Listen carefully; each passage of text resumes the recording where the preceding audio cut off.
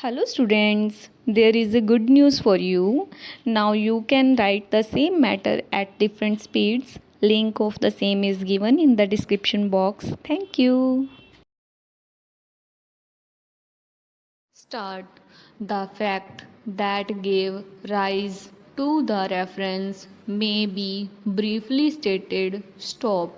Accused number 1 was convicted under section 302 IPC and sentenced to transportation for life. Stop.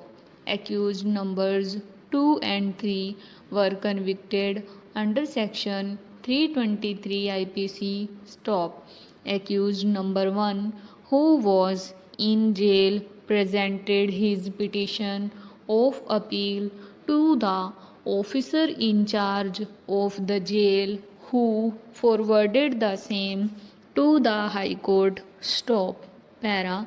During the summer vacation, the learned judge dismissed the said appeal summarily under section 421 Criminal Procedure Code. Stop.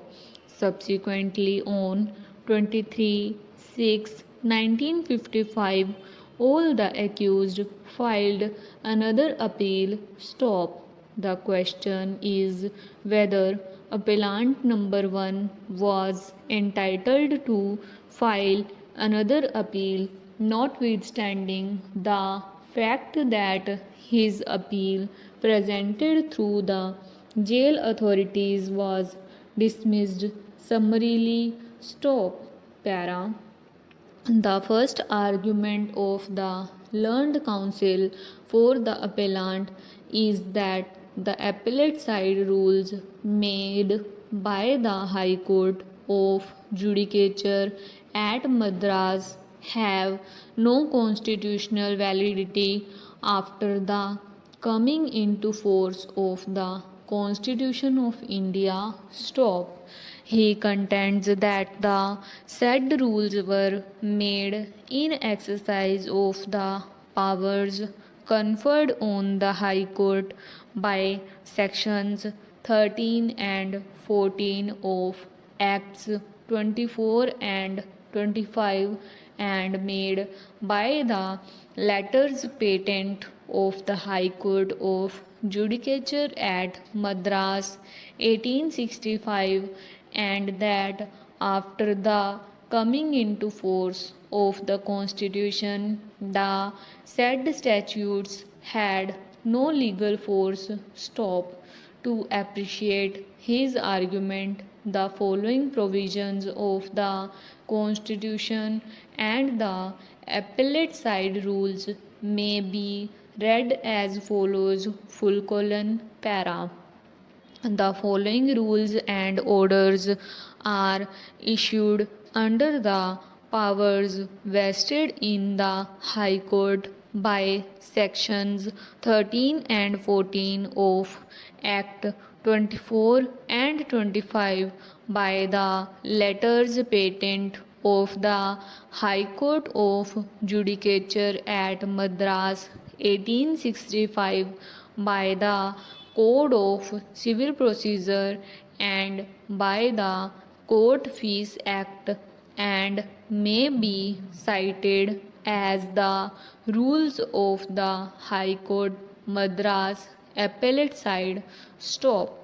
They shall come into force on 1st January 1905 and shall also apply so far as may be practicable to all proceedings taken on and after that day in all causes and matters then pending on the appellate side of the court. Stop.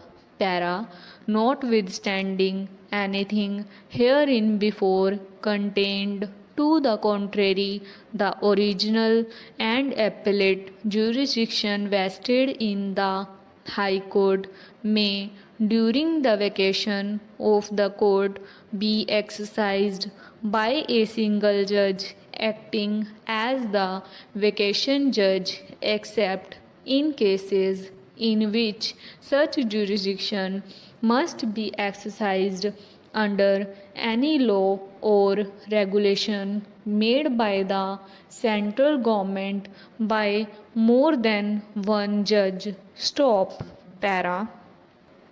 Notwithstanding the repeal by this Constitution of the enactments referred to in Article 395, subject to the other provisions of this Constitution, all the law in force and in the territory of India immediately before the commencement of this Constitution shall continue in force therein until altered or repealed or amended by a competent legislature or other competent authority. Stop. Para.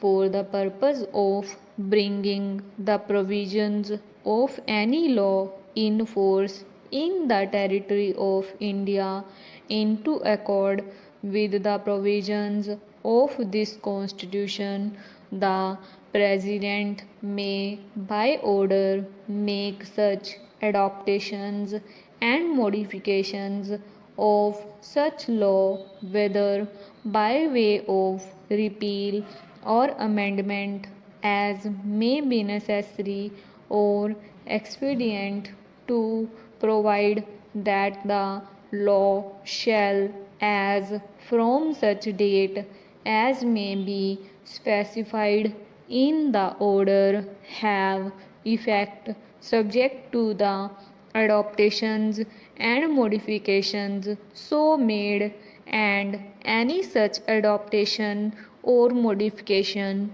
shall not be questioned in any court of law. Stop. Para.